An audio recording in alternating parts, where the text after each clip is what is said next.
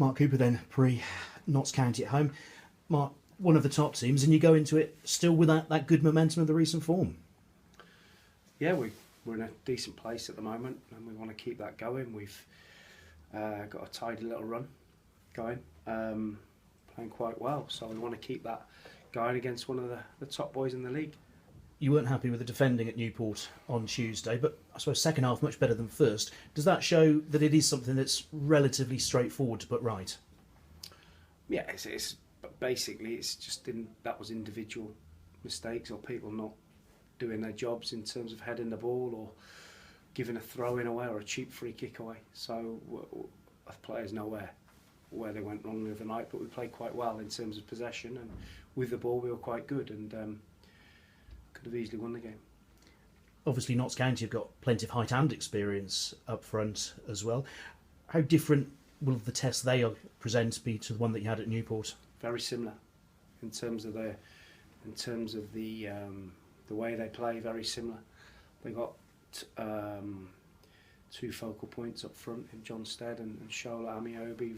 Both are and have been tremendous centre forwards. And if you've got those two players in your team, then you need to use them, and Notts County certainly do. You know, they scored an awful lot of goals from crosses, and you know they play to their strengths, and we're going to have to be really on our guard to make sure we don't allow too many crosses into our box, and we mark properly in the box, and we're switched on at all times.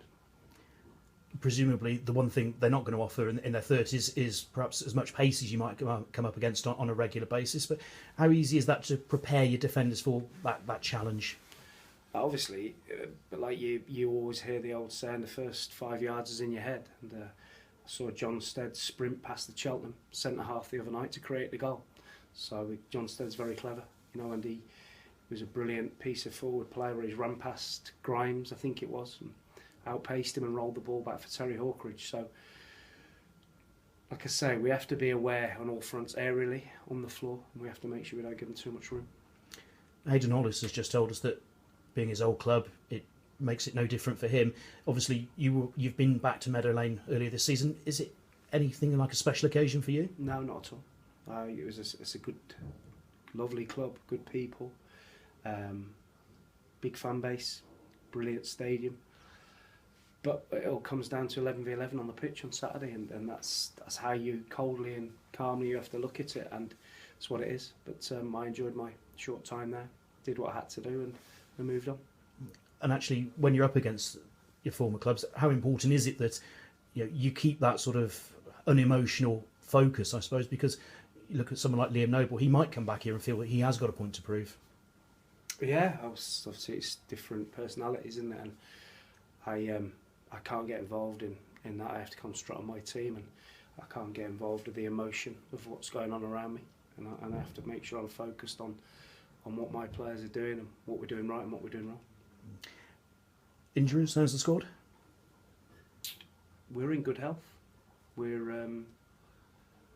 I think everyone trained today, so we're in good health.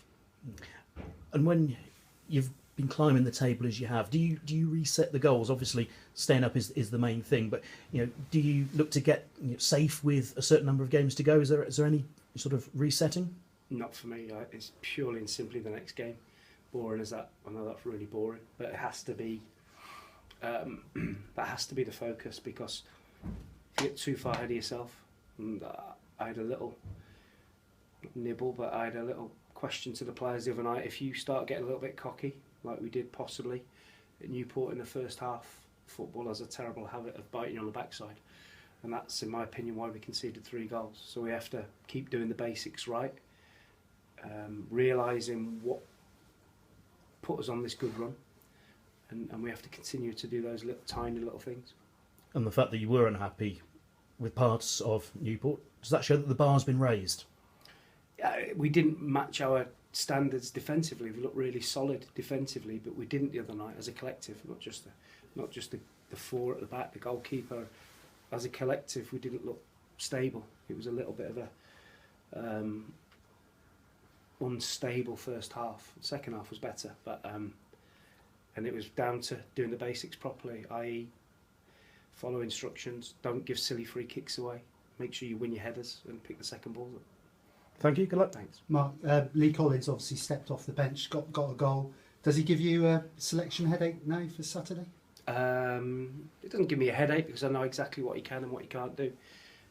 We've been playing well. He had a really nasty virus that really shook him.